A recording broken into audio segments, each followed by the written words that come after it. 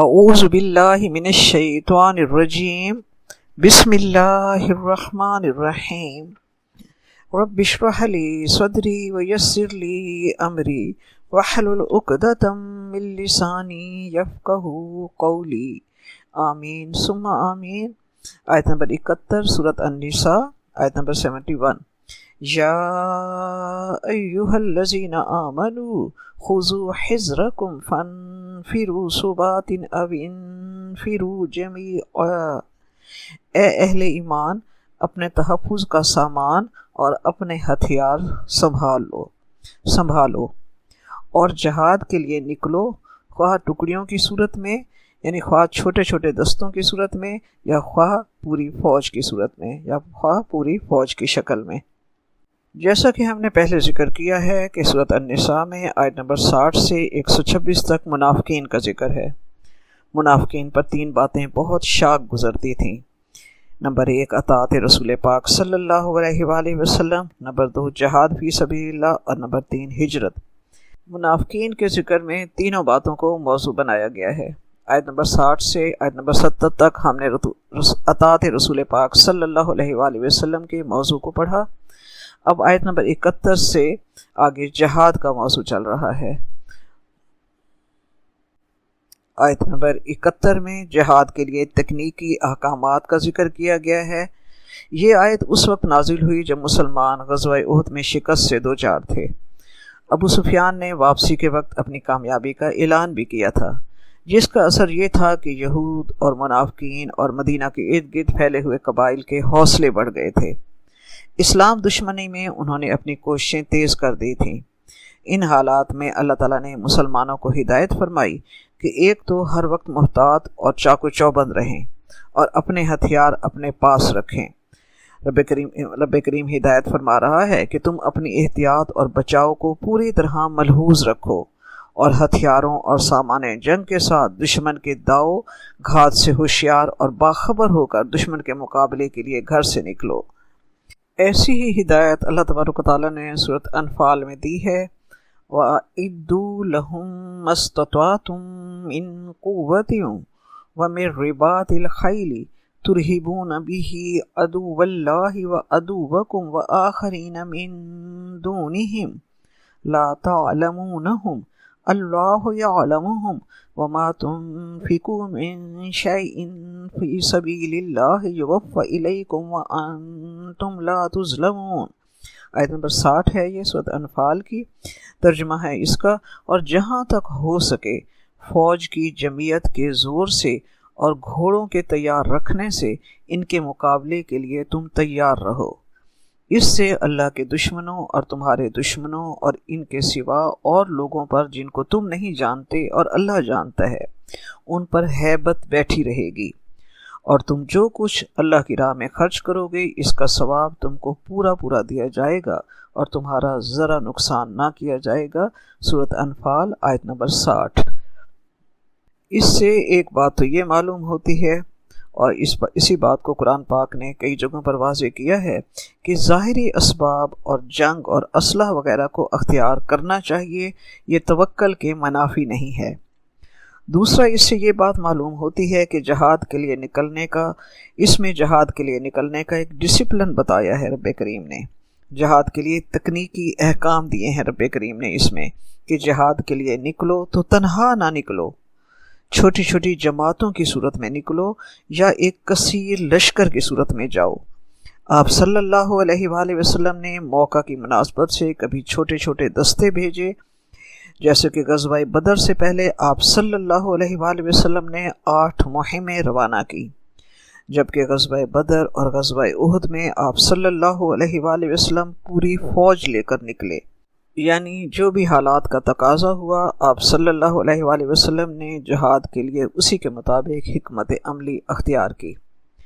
یہ تعلیم تو جہاد کے موقع کے لیے دی گئی ہے، لیکن عام حالات میں بھی شریعت کی یہی تعلیم ہے کہ اکیلے اور تنہا سفر نہ کیا جائے۔ ایک حدیث مبارکہ ہے جس کا مفہوم یہ ہے کہ تنہا مسافر کو ایک شیطان کہا گیا ہے، 2 مسافروں کو 2 شیطان، اور 3 کو جماعت کہا گیا ہے۔ ایک اور حدیث مبارکہ ہے جس کا مفہوم یہ ہے کہ بہترین ساتھی 4 ہیں، اور بہترین فوجی دستہ 400 کا ہے، اور بہترین لشکر 40,000 کا ہے۔ آیت نمبر 72، وَإِنَّ مِنْكُمْ لَمَن لَّيُبَطِّئَنَّ فَإِنْ أَصَابَتْكُم مُّصِيبَةٌ قَالَ قَدْ أَنْعَمَ اللَّهُ عَلَيَّ إِذْ لَمْ أَكُن مَّعَهُمْ شَهِيدًا۔ اور تم میں سے کچھ لوگ ایسے ہیں جو دیر لگا دیتے ہیں، پھر اگر تمہیں کوئی مصیبت پیش آ جائے تو وہ کہتے ہیں کہ مجھ پر تو اللہ نے بڑا انعام کیا کہ میں ان کے ساتھ شریک نہیں ہوا۔ آیت نمبر 73 کو ساتھ لیں گے، وَلَئِنْ أَصَابَكُمْ فَضْلٌ مِّنَ اللَّهِ لَيَقُولَنَّ كَأَن لَّمْ تَكُن بَيْنَكُمْ وَبَيْنَهُ مَوَدَّةٌ يَا لَيْتَنِي كُنتُ مَعَهُمْ فَأَفُوزَ فَوْزًا عَظِيمًا۔ اور اگر تمہیں کوئی فضل پہنچ جائے اللہ تعالیٰ کی طرف سے، یعنی تمہیں فتح حاصل ہو جائے اور تم کامرانی کے ساتھ مال غنیمت لے کر واپس آؤ، تو اس وقت پھر حسرت کے ساتھ وہ کہتے ہیں جیسے تمہارے اور اس کے درمیان محبت کا کوئی تعلق تھا ہی نہیں، اے کاش کہ میں بھی ان کے ساتھ گیا ہوتا تو یہ بڑی کامیابی مجھے بھی حاصل ہوتی۔ آیت نمبر 71 میں جہاد کے تکنیکی احکام دیے گئے تھے، اور یہاں جہاد کے موقع پر منافقین کے کردار کو واضح کیا گیا ہے۔ ان کے کردار کو واضح کرنے کے ساتھ ہی اس آیت میں اللہ تبارک و تعالیٰ اہل ایمان کو خبردار کر رہا ہے کہ اے مسلمانوں، تمہاری جماعت میں بعض ایسے لوگ بھی گھسے ہوئے ہیں جو کہ بظاہر مسلمان بنے ہوئے ہیں، مگر جہاد سے وہ جی کتراتے ہیں اور دیدہ و دانستہ حیل و بہانوں سے جہاد پر نکلنے میں دیر کرتے ہیں اور پیچھے رہ جانے کی کوشش کرتے ہیں، اور جہاد پر جانے والوں کی حالت کو تکتے رہتے ہیں کہ ان پر کیا گزرتی ہے۔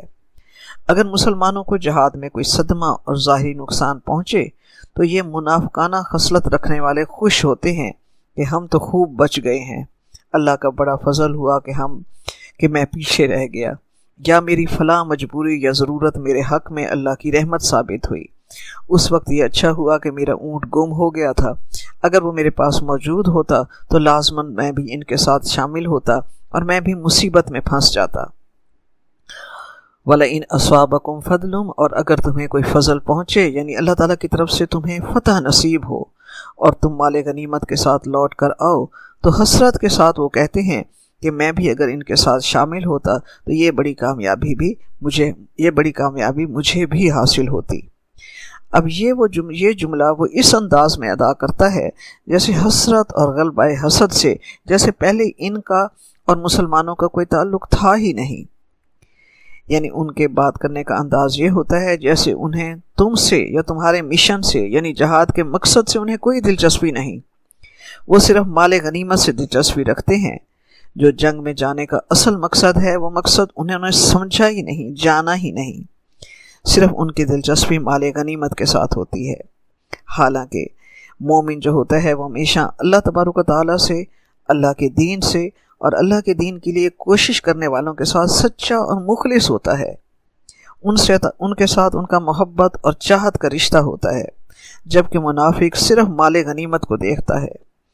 جب وہ دیکھتا ہے کہ یہ بڑی کامیابی کے ساتھ لوٹے ہیں اور میں ان کے ساتھ نہیں گیا، تو اس کے حسرت بھرے انداز میں صرف مال غنیمت نہ ملنے کی حسرت ہوتی ہے، مجاہدین کا ساتھ اور جہاد کی فضیلت کا اسے قطعاً کوئی احساس نہیں ہوتا۔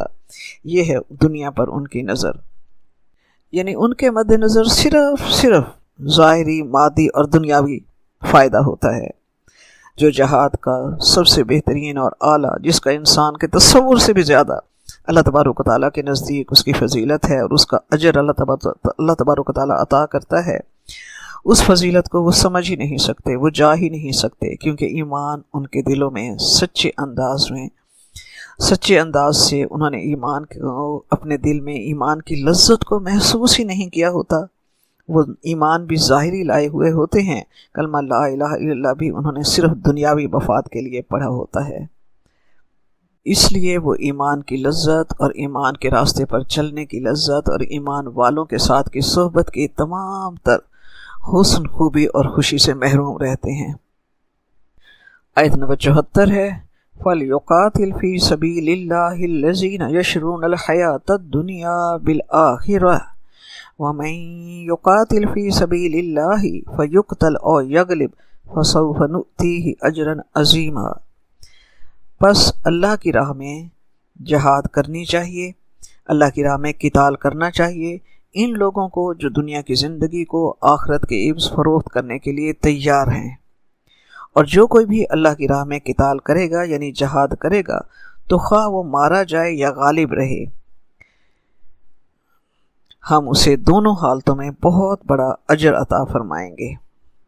اس آیت میں مسلمانوں کو منافقوں کا نفاق واضح کرنے کے بعد یہاں قتال فی سبیل اللہ کی رغبت دلائی جا رہی ہے کہ مومن اور سچا مسلمان اپنی دنیا کی زندگی کو آخرت کے بدلے میں بیچ دیتا ہے۔ ایسے مومن قتال فی سبیل اللہ کے لیے آگے بڑھیں۔ رب کریم قتال فی سبیل اللہ کی رغبت دلا رہا ہے۔ جنگیں تو تمام قومیں کر لیتی ہیں، اور عرب قبائل کے زمانے جاہلیت کی جنگوں کو کون نہیں جانتا، مگر ان کی جنگ خالص دنیا کے لیے ہوتی ہے۔ آج غیر مسلم ممالک کی جنگوں کو دیکھ لیں، اس کے نتیجے میں ظلم، زیادتی، تباہی اور بربادی کے سوا کوئی نتیجہ نہیں نکلتا، مگر جہاد فی سبیل اللہ کے نتیجے میں ہمیشہ امن اور سلامتی فروغ پاتی ہے۔ مَن یقاتل فی سبیل اللہ فیقتل او یغلب فسوف نؤتیہ اجرا عظیما۔ اور مجاہد جو ہے اس کا جہاد فی سبیل اللہ میں، مجاہد کا جہاد فی سبیل اللہ کے لیے آگے بڑھنا نفع ہی نفع ہے۔ اگر وہ فیقتل، اگر وہ مارا جائے یعنی شہید ہو جائے، اور یغلب یا جنگ میں وہ غالب ہو کر واپس آئے اور غازی کا مرتبہ پائے تو بھی ثواب حاضر ہے۔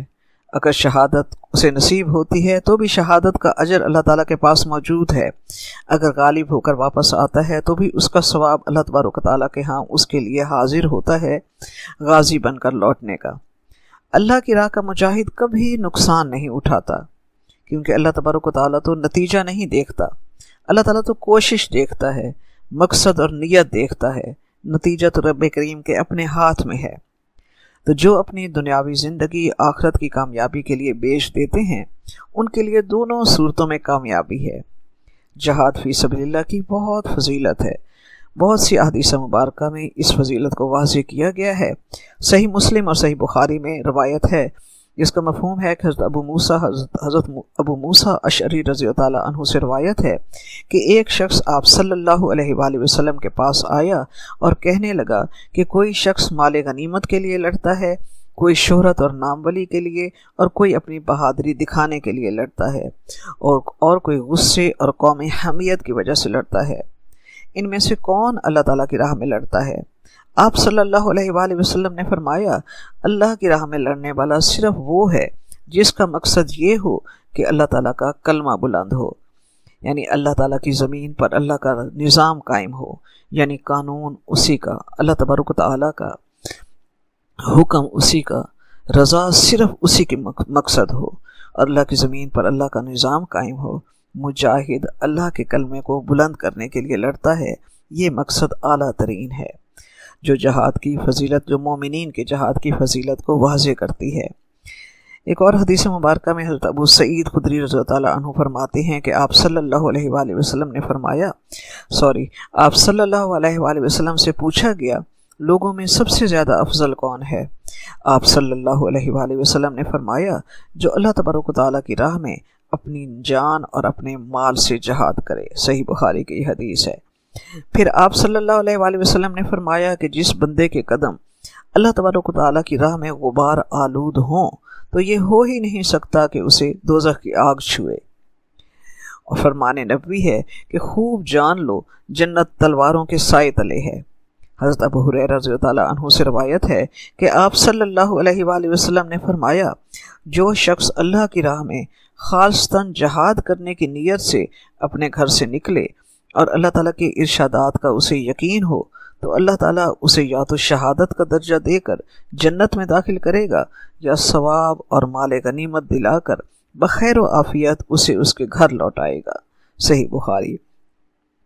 آپ صلی اللہ علیہ وآلہ وسلم نے فرمایا کہ جس شخص نے ساری زندگی نہ کبھی جہاد کیا ہو اور نہ کبھی اس کی تمنا کی ہو، وہ شخص نفاق کی موت مرے گا، وہ شخص منافق کی موت مرے گا۔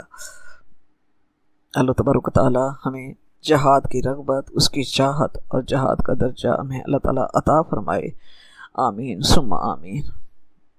آیت نمبر 75 ہے، وَمَا لَكُمْ لَا تُقَاتِلُونَ فِي سَبِيلِ اللَّهِ وَالْمُسْتَضْعَفِينَ مِنَ الرِّجَالِ وَالنِّسَاءِ وَالْوِلْدَانِ الَّذِينَ يَقُولُونَ رَبَّنَا أَخْرِجْنَا مِنْ هَٰذِهِ الْقَرْيَةِ الظَّالِمِ أَهْلُهَا وَاجْعَل لَّنَا مِن لَّدُنكَ وَلِيًّا وَاجْعَل لَّنَا مِن لَّدُنكَ نَصِيرًا۔ اور تمہیں کیا ہو گیا ہے کہ تم قتال نہیں کرتے، یعنی جہاد نہیں کرتے اللہ کی راہ میں، اور تمہیں کیا ہو گیا ہے کہ تم اللہ کی راہ میں جہاد نہیں کرتے، اور ان بے بس مردوں، عورتوں اور بچوں کی خاطر جو مغلوب بنا دیے گئے ہیں، اور وہ دعا کر رہے ہیں کہ اے ہمارے پروردگار، ہمیں نکال اس بستی سے جس کے رہنے والے لوگ ظالم ہیں، اور ہمارے لیے اپنے پاس سے کوئی حمایتی بنا دے، اور ہمارے لیے خاص اپنے فضل سے کوئی مددگار بھیج دے۔ جب آپ صلی اللہ علیہ وآلہ وسلم اور بہت سے صحابہ کرام رضی اللہ تعالیٰ عنہم اللہ تبارک و تعالیٰ کے حکم سے ہجرت کر کے مکہ معظمہ سے مدینہ منورہ آ گئے، تو بہت سے مسلمان، جن میں کمزور مرد اور بہت سی عورتیں اور بہت سے بچے شامل تھے، وہ ہجرت کرنے سے معذور تھے، وہ کافروں ہی کے قید میں رہ گئے۔ مسلمانوں کی ہجرت کے بعد ان کے مالک ان سے اور بھی زیادہ سختی کرنے لگے کہ کہیں یہ بھی فرار نہ ہو جائیں، انہیں طرح طرح کی سخت اذیتیں دینے لگے کہ یہ تکلیف سے گھبرا کر اسلام کو چھوڑ کر کفر اختیار کر لیں۔ ایسے مسلمانوں کے پاس سوائے اس کے کہ اللہ تعالیٰ سے دعا کریں اور کیا کر سکتے تھے، کیونکہ وہ مجبور و معذور تھے ہجرت کرنے سے۔ تو اللہ تبارک و تعالیٰ اس میں ان کی حالت زار بیان کر کے مسلمانوں کو ان کے فرض کا احساس دلا رہا ہے۔ رب فرماتا ہے تمہیں کیا ہو گیا ہے، وَمَا لَكُمْ لَا تُقَاتِلُونَ فِي سَبِيلِ اللَّهِ، تمہیں کیا ہو گیا ہے کہ تم اللہ کی راہ میں جہاد نہیں کرتے، جبکہ بہت سے کمزور مسلمان مرد اور عورتیں اور بچے جو مکہ معظمہ میں ہیں اور بعض قبائل میں آباد ہیں، وہ اسلام قبول کر چکے ہیں مگر ہجرت کرنے پر قدرت نہیں رکھتے، وہ کافروں کے ظلم و ستم برداشت کرنے پر مجبور ہیں، اور اللہ تعالیٰ سے وہ دعا کرتے ہیں کہ اے اللہ ان ظالموں سے رہائی کی کوئی صورت پیدا فرما دے، یا ہمارا کوئی حامی اور مددگار پیدا فرما دے جو ان ظالموں کے پنجے سے ہمیں نکال دے۔ تو اللہ تبارک و تعالیٰ مسلمانوں کو جوش دلا رہا ہے کہ تم جنگ کیوں نہ کرو جبکہ جنگ کی ضرورت ہے۔ یہ کون سا موقع ہے کہ امن کا انتظار یا توقع رکھی جائے؟ مسلمانوں پر ظلم ہو رہا ہو اور ایسے موقع پر امن کا راگ الاپنا جو ہے وہ بزدلی ہے۔ جب مسلمانوں پر ظلم ہو رہا ہو تو ایسے موقع پر امن کا راگ الاپنا بزدلی ہے۔ اب ضرورت تھی کہ طاقت کے زور پر دشمن کی دشمنی کو کچل دیا جائے، جبکہ تبلیغ کی تمام کوششیں کی جا چکی ہیں۔ صحیح بخاری میں ہے کہ حضرت عبداللہ بن عباس رضی اللہ عنہ انہی کمزوروں میں سے تھے۔ جب یہ آیت پڑھا کرتے تو کہا کرتے تھے کہ میں اور میری ماں دونوں مکہ میں انہی لوگوں میں سے تھے۔ رب کریم نے آخر ان کی دعا قبول فرمائی اور ان کی نجات اور رہائی کا یہ سامان کیا کہ مسلمانوں کو جہاد کا حکم ہوا۔ ہجرت کے بعد تو اللہ تعالیٰ نے فرمایا خدا کی راہ میں کفار سے لڑو اور اپنے بے بس مظلوم مسلمانوں کو ظلم سے بچاؤ۔ چنانچہ جب مکہ فتح ہوا تو ایسے مظلوم مسلمانوں کی آزمائش کا دور ختم ہوا۔ بعض کو فتح مکہ سے پہلے یہ موقع نصیب ہوا اور بعض کو فتح مکہ کے موقع پر نجات ملی۔ ان آیات سے پتہ چلتا ہے کہ اللہ تعالیٰ سے دعا تمام مصائب کا بہترین علاج ہے۔ دوسرا اس سے یہ پتہ چلتا ہے کہ مظلوم کی داد رسی اور فریاد رسی اسلام کا اہم فریضہ ہے۔ آج بھی تمام جگہوں پر جہاں اسلام کا راستہ روکا جا رہا ہے، جہاں مسلمانوں کو عذاب اور فتنے میں مبتلا کیا جا رہا ہے، جہاں مسلمانوں کو صرف اس بات کی سزا دی جا رہی ہے کہ وہ مسلمان ہیں، آج بھی یہ آیت ہر اس جگہ پر آج کے وقت کا تقاضا ہے جہاں مسلمانوں پر ظلم ہو رہا ہے، چاہے مقبوضہ کشمیر ہو یا فلسطین ہو یا برما ہو یا آج کا غزہ ہو۔ یہ آیت رب کریم اس آیت کی وساطت سے آج بھی ہم سے مخاطب ہے۔ کہ تمہارا فرض ہے کہ تم مظلوم کی داد رسی کے لیے آگے بڑھو۔ آیت نمبر 76 ہے الذین آمنوا یقاتلون فی سبیل اللہ والذین کفروا یقاتلون فی سبیل الطاغوت فقاتلوا اولیاء الشیطان ان کید الشیطان کان ضعیفا۔ جو لوگ ایمان والے ہیں وہ جنگ کرتے ہیں اللہ کی راہ میں، وہ جہاد کرتے ہیں اللہ کی راہ میں، اور جو لوگ کافر ہیں وہ طاغوت کی راہ میں قتال کرتے ہیں۔ اور تم جنگ کرو شیطان کے ساتھیوں کے ساتھ، یقیناً شیطان کی چال بہت کمزور ہے۔ اس آیت میں بتایا گیا ہے کہ جنگ و قتال تو سب کرتے ہیں، کافر بھی اور مسلمان بھی، مگر دونوں کے مقاصد الگ الگ ہیں۔ مومن اللہ کی راہ میں لڑتا ہے اور کافر شیطان کی راہ میں۔ مومن کے جنگ و قتال کا مقصد یہ ہوتا ہے کہ اللہ تعالیٰ کا نام اور اس کا حکم بلند ہو، اللہ کا قانون جاری ہو جو خالص انصاف اور عدل پر مبنی ہے، اور امن قائم ہو، اللہ کی زمین پر اللہ کا نظام قائم ہو۔ مومن کا قتال کرنے کا مقصد صرف اور صرف یہ ہوتا ہے۔ شہادت مقصود و مطلوب مومن، نہ مال غنیمت نہ کشور کشائی۔ جبکہ کافر اس لیے جنگ و قتال کرتا ہے کہ کفر و شرک کا غلبہ ہو، دنیا میں کفر و شرک پھیلے، اور چونکہ کفر و شرک شیطان کی راہیں ہیں، اس لیے کفار جو ہیں وہ شیطان کے کام میں اس کی مدد کرتے ہیں۔ رب کریم نے فرمایا فقاتلوا اولیاء الشیطان، شیطان کے ساتھیوں یعنی کفار اور مشرکین سے بھرپور جنگ کرو۔ رب کریم حوصلہ بڑھاتے ہوئے فرماتا ہے ان کید الشیطان کان ضعیفا، بے شک شیطان کی چال جو ہے وہ بہت کمزور ہے۔ شیطان کی چال بہت کمزور ہے، دیکھنے میں بہت گھن گرج نظر آتی ہے، مگر اندر سے یہ بہت کمزور اور بودھی ہوتی ہے۔ ان کی چالیں صرف اتنی سی بات ہوتی ہے کہ تم اس کے مقابلے میں آ جاؤ، اس کے مقابلے میں آ جاؤ۔ یہاں رب کریم ہمت بڑھا رہا ہے جہاد کے لیے اور مومنین کی تربیت فرما رہا ہے۔ بالکل ایسا ہی اللہ تبارک و تعالیٰ نے سورۃ طٰہٰ میں حضرت موسیٰ علیہ السلام کی ہمت بڑھاتے ہوئے ان کی تربیت فرمائی دشمن کے مقابلے کے لیے۔ تصور میں لائیے ذرا سورۃ طٰہٰ کی ان آیات کو۔ رب کریم ان سے فرما رہا ہے اذهب انت واخوک بآیاتی ولا تنیا فی ذکری، اے موسیٰ تم اور تمہارا بھائی دونوں ہماری نشانیاں لے کر فرعون کے پاس جاؤ اور میری یاد میں سستی نہ کرو۔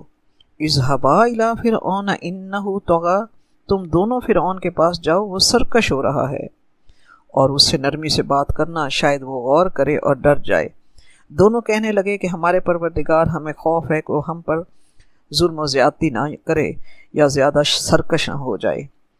رب کریم اب انہیں تسلی دیتے ہوئے اور ان کی تربیت فرماتے ہوئے رب کریم ان آیات پر ذرا آپ غور کیجئے اور اس منظر کو اپنے تصور میں لائیے کہ رب کریم فرما رہا ہے قال لا تخافا اننی معکما اسمع وارى، رب کریم نے فرمایا ڈرو مت، میں تمہارے ساتھ ہوں، اننی معکما اسمع وارى، میں سنتا ہوں اور دیکھتا ہوں۔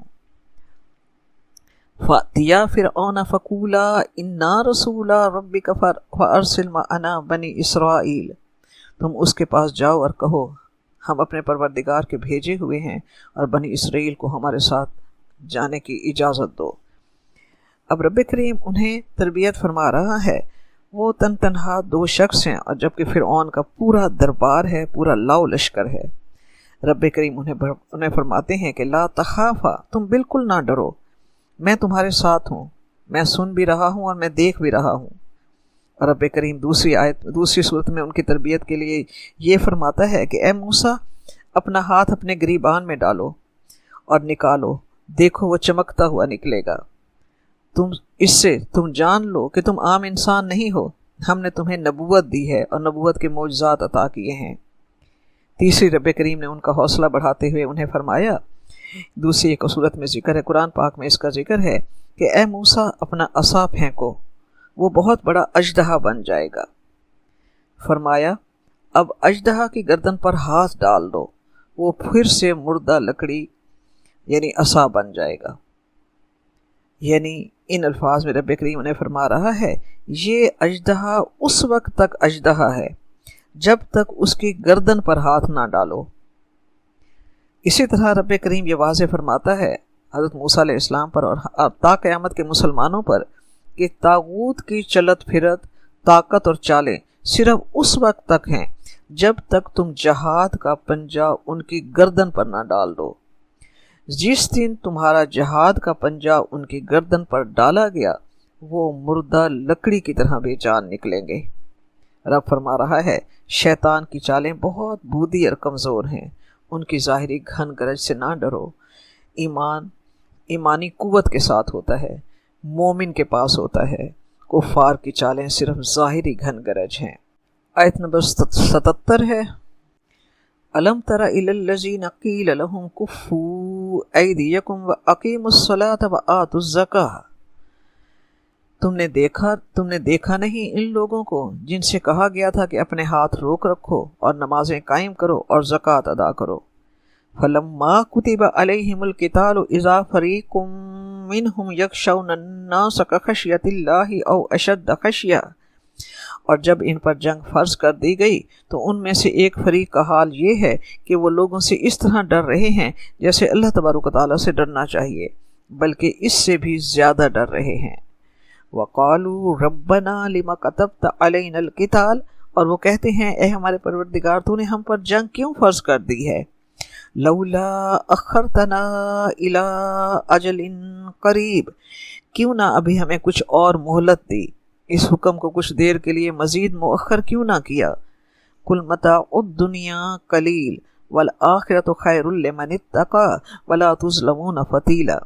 رب کریم اپنے پیارے حبیب حضرت محمد صلی اللہ علیہ وآلہ وسلم سے فرما رہے ہیں کہ آپ کہہ دیجئے دنیا کا ساز و سامان بہت تھوڑا ہے اور آخرت بہت بہتر ہے اس کے لیے جو تقوی کی روش اختیار کرتے ہیں، اور تم پر ایک دھاگے کے برابر ظلم نہیں ہوگا۔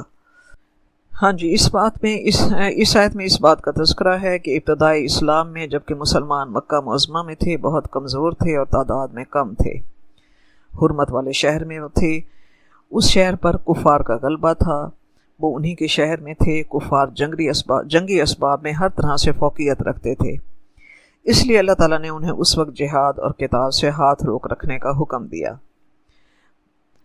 اور انہیں یہ حکم دیا کہ کافروں کی شرارتوں پر خاموش رہیں اور ان کی مخالفت برداشت کریں، ان کے ظلم و ستم کو سہ لیں اور اپنی توجہ اللہ تبارک و تعالیٰ کے نازل کردہ احکام پر عمل درآمد کرنے پر مرکوز رکھیں۔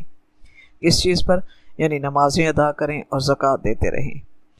حالانکہ اس زمانے میں عموماً اس وقت مسلمانوں کے پاس مال کی زیادتی نہ تھی، تاہم رب کریم حکم فرما رہا ہے کہ تاہم مسکینوں اور محتاجوں کے کام آنے اور ان کی ہمدردی کرنے میں تم آگے بڑھو۔ مصلحت خداوندی کا اقتضا یہ تھا کہ ابھی مسلمان کفار سے نہ لڑے۔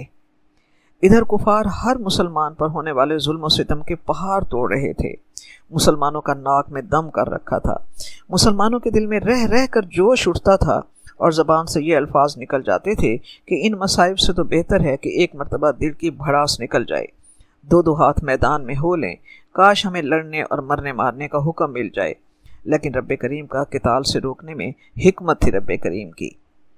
حضرت ابن عباس رضی اللہ تعالیٰ عنہ سے روایت ہے کہ حضرت عبد الرحمن بن عوف رضی اللہ تعالیٰ عنہ مکہ معظمہ میں رسول پاک صلی اللہ علیہ وآلہ وسلم کے پاس آئے اور کہا، اے اللہ کے رسول صلی اللہ علیہ وآلہ وسلم، ہم عزت والے تھے جبکہ ہم مشرک تھے، جب ہم ایمان لائے تو ذلیل ہو گئے۔ آپ صلی اللہ علیہ وآلہ وسلم نے فرمایا، مجھے درگزر کا حکم دیا گیا ہے، لہٰذا جنگ نہ کرو۔ پھر جب اللہ تعالیٰ نے ہمیں مدینہ میں منتقل کر دیا تو ہمیں جنگ کا حکم دیا گیا۔ بعض لوگ جنگ کرنے سے رک گئے تو اللہ تعالیٰ نے یہ آیت نازل فرمائی، یہ سنن نسائی کی حدیث مبارکہ ہے۔ ابتدا میں مسلمانوں کو جنگ سے روکنے میں رب کریم کی بہت مصلحت اور حکمت تھی۔ اگر مسلمان ابتدائی اسلام سے ہی مقابلہ شروع کر دیتے تو اسلام جو ایک انقلابی تحریک کی صورت میں آیا تھا، جو صدیوں اور نسلوں کے اندر سے بت پرستی کو مٹانے کے لیے آیا تھا، تو مشرکین مکہ جو اس وقت قدرت اور قوت رکھتے تھے وہ مسلمانوں میں تعداد میں بھی بہت زیادہ تھے، انہیں اسلام کی اس انقلابی تحریک کو کچل دینے کا اخلاقی جواز ہاتھ آ جاتا۔ جبکہ مسلمان ابھی تربیت کے مراحل سے گزر رہے تھے، جوش اور جذبہ بہت تھا، مگر ابھی سے وہ ایکسپوز ہو جاتے تو ممکن ہے ناکامی ہوتی اور ہمت ختم کر بیٹھتے اور اسلام پھیلنے سے پہلے ہی وہیں ختم ہو جاتا۔ دوسری حکمت یہ تھی کہ مسلمانوں کو مصائب برداشت کرنے اور اپنے قائد یعنی رسول پاک صلی اللہ علیہ وسلم کا ہر حال میں حکم ماننے کی تربیت دی جا رہی تھی۔ تیسری حکمت اس میں یہ تھی کہ بہت سے غیر جانبدار قسم کے لوگوں کی خاموش اکثریت کی ہمدردیاں مسلمانوں کے ساتھ وابستہ ہو گئی تھیں، کیونکہ ہر انسان بے جا ظلم سے طبعاً نفرت کرتا ہے۔ تو اللہ تبارک و تعالیٰ کی یہ بھی حکمت تھی کہ اللہ تبارک و تعالیٰ جانتا ہے کہ کیا چیز کس وقت بہتر ہے۔ اللہ تعالیٰ نے مسلمانوں کو جہاد سے پہلے نماز اور زکوٰۃ کی تاکید کا حکم دیا۔ نماز اور زکوٰۃ جو ہے وہ انسان کی نفس کی اصلاح کرتی ہے، جبکہ جہاد جو ہے وہ اللہ کی زمین پر ملک و ارض کی اصلاح کا سبب بنتا ہے، امن و امان کا باعث بنتا ہے۔ اور ظاہر ہے کہ اصلاح ملک اور اصلاح ارض سے پہلے اصلاح نفس جو ہے وہ زیادہ ضروری ہے۔ تو اللہ تعالیٰ کا حکم پہلے یہ آ رہا ہے کہ کفو ایدیکم، اپنے ہاتھوں کو روک رکھو۔ تمہارے پاس بہت طاقت ہے تو اللہ کی راہ میں نماز پڑھو، روزہ رکھو، بہت مال ہے تو اللہ کی راہ میں خرچ کرو، غریبوں کو دو، مگر ابھی لڑنا نہیں ہے۔ تو ہم دیکھتے ہیں کہ ایک پورا دور تھا جس میں آپ صلی اللہ علیہ وسلم قرآن پاک کی طرف بلا رہے تھے کہ آؤ قرآن پڑھو، توحید اختیار کرو، عقائد کو درست کرو۔ پھر ایک دور آیا کہ رب کے فرمان کے مطابق آپ نے فرمایا بدر کا میدان کھلا ہے، احد کا میدان کھلا ہے، آؤ جہاد کے لیے آگے بڑھو۔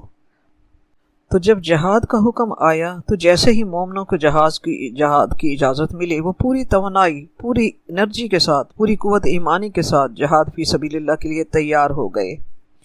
مگر سارے مسلمان مومن تو نہیں تھے، ایک اور کیٹیگری بھی تھی مسلمانوں کی جو صدق کے دل سے ایمان نہیں لائے تھے۔ ان کا حال رب کریم بیان فرماتا ہے، اذا فریق منہم یخشون الناس، اذا فریق منہم سے مراد مسلمانوں میں منافقین کا گروہ ہے۔ منافقین نے جب اللہ تعالیٰ کا جہاد کا حکم سنا تو یہ حکم سنتے ہی ڈرنے لگے، لوگوں سے یوں ڈرنے لگے جیسے اللہ سے ڈرنے کا حق ہے، بلکہ اس سے بھی زیادہ۔ یہ ہے منافقت کی وجہ۔ جب اللہ کے ڈر سے زیادہ لوگوں کا ڈر ہوگا تو اسلام دل میں نفاق کی صورت میں پیدا ہوگا، سچا اسلام پیدا نہیں ہوگا۔ منافق اصل میں صرف منافق کو دین اسلام سے محبت صرف نماز روزہ کی حد تک ہوتی ہے، صرف اس حد تک اسے اسلام بہت اچھا لگتا ہے، وہ اسی کو کافی سمجھتا ہے۔ جبکہ مومن کے لیے نماز روزہ حج زکوٰۃ کلمہ یہ تو بنیادی ضرورت ہے، اور منافق کے لیے یہ کل ہوتا ہے۔ وہ کہتا ہے کل دین یہی ہے، اور یہ کر کے وہ کہتے ہیں اور کیا کروں، اور اس کا یہ کرنا بھی ایسا کرنا ہوتا ہے کہ یہ عبادات اس کے اندر کوئی توانائی، کوئی ایمانی قوت نہیں بھر رہی ہوتی، ان عبادات سے اس کے اندر اللہ کی محبت نہیں آ رہی ہوتی۔ ٹھنڈا اسلام، ٹھٹھا ہوا اسلام، اس سے کوئی حرارت ایمانی اس کے اندر نہیں آتی کہ وہ قوت حاصل کرے کہ اللہ کی راہ میں نکلے، کیونکہ اس کا نماز روزہ بس لپ سروس ہوتی ہے، بھاری دل سے نماز ادا کرتا ہے۔ نماز روزے سے آگے دین اسلام کے لیے، اللہ کی رضا کے لیے، آخرت کے لیے کچھ مزید کرنے کا نہ اس میں جذبہ ہوتا ہے اور نہ ہمت ہوتی ہے۔ اور نماز روزہ بھی آپ صلی اللہ علیہ وآلہ وسلم کے دور کے منافقین کو لازماً کرنا ہوتا تھا، کیونکہ وہ ان کے لیے سمبل آف اسلام ہوتا تھا، سمبل آف مسلم ہوتا تھا۔ آج تو منافق کو اپنا نفاق چھپانے کے لیے نماز روزے کے سہارے کی بھی ضرورت نہیں پڑتی، کھلم نمازیں نہیں پڑھتے، کھلا زکوٰۃ نہیں دیتے، اور نماز نہ پڑھنے کو بیچ آف آنر کی طرح ٹریٹ کرتے ہیں۔ ایک لمحے کے لیے یہاں ہم سوچیں کہ رب کریم نے منافقین کی بارے میں ذکر کرتے ہوئے آیات میں یا ایھا الذین یا ایھا المنافقون نہیں کہا، اللہ تعالیٰ نے انہیں یا ایھا الذین آمنوا سے مخاطب کیا ہے، کیونکہ ظاہری طور پر وہ کلمہ گو تھے۔ تو مقصد یہ تھا کہ ان آیات میں ہر مسلمان اپنے ایمان کو تولے کہ کیا میں بھی خالی کلمہ گو مسلمان تو نہیں ہوں، کیا میں نے بھی دین اسلام کو، اس کے فرائض کو صرف نماز روزہ حج زکوٰۃ ہی تک کافی نہیں سمجھ لیا؟ کیا ہم دین اسلام کی ترقی کے لیے، دین اسلام کی ضرورت کے لیے اپنا جان، مال، وقت سب کچھ پیش کرنے کے لیے تیار ہوتے ہیں؟ کیا جب اللہ تبارک و تعالیٰ کا کوئی حکم آتا ہے جہاد کرنے کا، یا برائیوں کے خلاف لڑنے کا، یا حق کے لیے بالکل ڈٹ کر کھڑا ہونے کا، تو کیا اس وقت ہم یخشون الناس کا خشیت اللہ، کیا ہم لوگوں سے اس طرح، لوگوں کا ڈر ہمارے اندر اس طرح ہوتا ہے جس طرح اللہ تعالیٰ کا ڈر ہونا چاہیے؟ تو یہ تمام علامات اللہ تبارک و تعالیٰ بیان فرما کر تا قیامت تک کے مسلمانوں سے، تا قیامت کے مسلمانوں کے سے اللہ تعالیٰ اپنے ایمان کو تولنے کی اللہ تعالیٰ ہمیں اس طرف ہمیں احساس دلا رہا ہے۔ ہر لمحے ہمیں دیکھنا ہے کہ کیا ہمارا ایمان سچا ہے یا ہم خالی کلمہ گو مسلمان ہیں۔ تو اس دور کے منافق بھی اور آج بھی جو لوگوں سے ڈرتے ہیں، تو ہم سے سوچیں کہ ہم نے اپنے ہم ایمان کے کس درجے پر ہیں۔ تو جب اس دور کے منافقین نے سنا جہاد کا حکم آیا ہے تو یخشون الناس کا خشیت اللہ، تو وہ لوگوں کا ڈر ان کے اندر اتنا پیدا ہوا کہ جیسے اللہ کا ڈر ہوتا ہے۔ وہ سٹ پٹا گئے، خوف زدہ ہوئے، جہاد کا تصور کر کے اور میدان جنگ میں قتل ہونے کا تصور کر کے، عورتوں کے بیوہ ہونے کا، بچوں کے یتیم ہونے کا تصور کر کے وہ لرز اٹھے اور وہ کہنے لگے ربنا لما کتبت علینا القتال، اے ہمارے رب، تو نے ہم پر جہاد کیوں فرض کر دیا ہے؟ ہمیں اپنی موت تک کے وقت کا صحیح طور پر فائدہ ہی نہ اٹھانے دیا۔ رب کریم جواب دیتا ہے کہ اے نبی صلی اللہ علیہ وآلہ وسلم، ان سے فرما دیجئے کل متاع الدنیا قلیل، کہ دنیا کا فائدہ بہت قلیل ہے، دنیا تو ناپائیدار ہے اور بہت کم وقت کے لیے ہے۔ آخرت کے مقابلے میں دنیا کی حیثیت صرف اتنی ہے کہ تم کسی سمندر میں انگلی ڈالو اور نکال لو تو دیکھو کتنا پانی انگلی کے ساتھ جتنا لگتا ہے۔ تو دنیا کی حیثیت آخرت کے مقابلے میں اتنی ہے جیسے آخرت کے فائدے سمندر جتنے ہوں اور دنیا کے فائدے انگلی پر لگے ہوئے پانی جتنے ہوں۔ بالکل اسی طرح جب انسان مر جائے گا تو اس سے پوچھا جائے گا کم لبستہ، تم دنیا میں کتنا عرصہ جیے ہو؟ وہ کہے گا یومن او بعد یوم، ایک دن یا دن کا کچھ حصہ، چاہے وہ 80 سال کی زندگی گزار کے آیا ہو۔ لیکن آخرت کے ایک دن کی طوالت کے مقابلے میں اسے دنیا کے 70، 80، 90، 100 سال ایسے ہی لگیں گے جیسے ایک دن یا دن کا کوئی حصہ۔ تو دنیا بہت قلیل ہے، فائدے کے لحاظ سے بھی، وقت کے لحاظ سے بھی۔ اور اصل چیز کیا ہے؟ وَالْآخِرَةُ لِمَنِ اتَّقَىٰ وَلَا تُظْلَمُونَ فَتِيلًا، اور متقیوں کے لیے آخرت بہت بہتر اور پاکیزہ ہے، تمہیں تمہارے اعمال کا پورا اجر دیا جائے گا، کامل اجر ملے گا، ایک بھی نیک عمل غارت نہ ہوگا، ایک بال برابر بھی ظلم نہ کیا جائے گا۔ تو اللہ تبارک و تعالی ہم سب کو ایمان کا اخلاص اور سچا ایمان نصیب فرمائے کہ ہم صرف کلمہ گو مسلمان نہیں بلکہ دین اسلام کے لیے، ہم پورے کے پورے دین اسلام کے لیے وقف ہو جائیں کہ لا الہ الا اللہ کے بعد اللہ کی رضا کے سوا اور کسی کوئی رضا مقدر نہ ہو، اور اللہ ہی کے بتائے ہوئے راستے پر چلنے کے لیے ہمارے قدم ہر وقت آگے بڑھنے کے لیے تیار ہوں۔ آمین ثم آمین۔ ربنا تقبل منا انک انت السمیع العلیم وتب علینا انک انت التواب الرحیم۔ اللہم انفعنا بما علمتنا وعلمنا ما ينفعنا وزدنا علما۔ آمین ثم آمین۔